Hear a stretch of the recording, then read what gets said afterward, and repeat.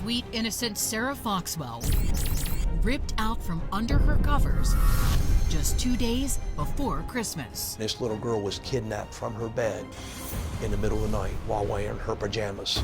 Was she snatched by a stranger? That's what cops first believe. Then clues tell them it is something they can barely stomach. The family dog never barked, and the 11-year-old's green toothbrush is missing.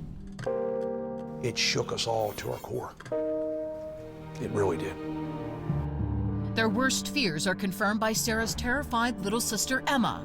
She tugs on her grandma's nightgown, looks up, and blurts out, "I saw the man who took Sarah." What he was wearing, what he looked like, everything. She was 6 at the time. She was 6. She knew him. The 6-year-old pretended to be asleep, but instead watched and listened to every sickening thing the monster said to her big sister. What did he say to her? Emma has not disclosed that yet, but she was able to identify him because she knew him. She knew him? The hair suddenly stands up on the back of everyone's neck. Emma pulled my mother aside and told my mother that Tommy took her. And my mom was like, "What do you mean?" Tommy is Thomas Legs Jr. He's Aunt Amy's former boyfriend, and he is no stranger to the Wicomico Sheriff's Department either. Thomas Legs is a predator of young girls. Cops pull up his rap sheet, and their hearts sink. The 30-year-old has a long history of molesting girls. He defines the worst of a sex offender. And this guy has already done hard time. Thomas Legs Jr. had been sentenced to 7 years in prison for the 4th-degree rape of a teenager and served 6 months for a 3rd-degree sex offense involving a child. And just a few months before kidnapping Sarah, Legs was arrested again, this time for assaulting a young woman. That attack was eerily similar to Sarah's. He crawled through her window in the middle of the night, and she woke up and saw him standing there with his clothing on the floor, committing a sexual act while watching her sleep. This is the kind of guy we were dealing with. So he was out on bond when this happened? Yes, ma'am, he was. The sheriff says when he met Sarah's Aunt Amy, she had no idea she was opening the door to a monster. Sometime early in that relationship, she had recognized that he was a registered sex offender. And so in true fashion for a seasoned sex offender, he was able to convince her that he wasn't a bad guy, that he was okay, it was just some things that had caused him to have to be there, but it wasn't a big deal. She allowed that to become her belief system. There came a point in time that he was in the house on a regular basis. During those visits, cops say Legs became disturbingly close to young Sarah. Something about Sarah fancied him. Cops say the predator started planning his sick attack. Do you think he was plotting and stalking and trying to figure out when he was going to make his move on her? I absolutely think he was plotting. It was all ripe for the picking. He knew how to access the house. He knew where the hiding key was. This night in question just became the night that I guess he was ready. He knew exactly which room Sarah was sleeping in. He went straight to her bedroom. And how do you think he got her out of the house? Sarah knew him, and he had become, unfortunately, a trusted person in the home. Why do you think he didn't take Emma that night? She wasn't his target. He was obsessed with Sarah as his target.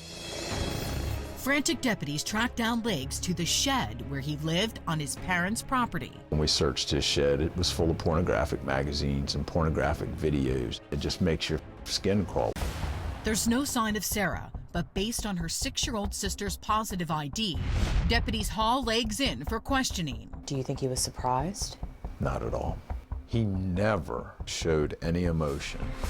For the next several hours, we interrogated him. How do you feel about all this? I mean, really?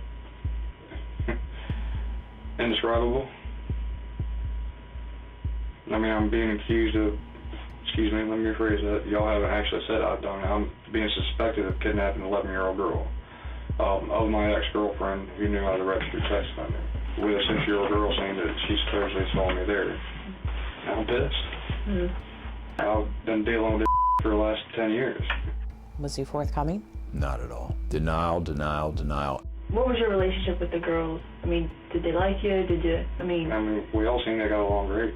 Try to be very cautious around the younger girls because of my past and everything else, just so there's no mistakes. I don't be alone with them or anything like that. And which, if you talk to Amy, she should be able to confirm I was never alone with them whenever we were together, so. do you still have contact with the girls at all? So once you guys were done, that was it, right? I wouldn't have no reason to have contact with them. When asked why Emma would point the finger at him, Legs actually claims the 6-year-old was a troublemaker. Amy said she was a little handful of stuff, and she said a couple things she'd done, but... Did she tend to get in trouble more than the others or anything? Did she do little odd things? I knew within a few minutes that he had definitely committed the crime. How did you know? The way he snickered and smiled at my detectives, it was clear that he thought that he had committed the perfect crime. There's just one problem. Legs tells detectives he has an ironclad alibi. You went into break time last night with Kevin, right? Yes. And just him, just you two? Yes. Okay. Police verify Legs was with a friend at a local bar, but no one, including his parents, can confirm his whereabouts between 1 and 7 o'clock that morning, the time Sarah went missing. He had our man. We were just going to have to prove it. And they are about to.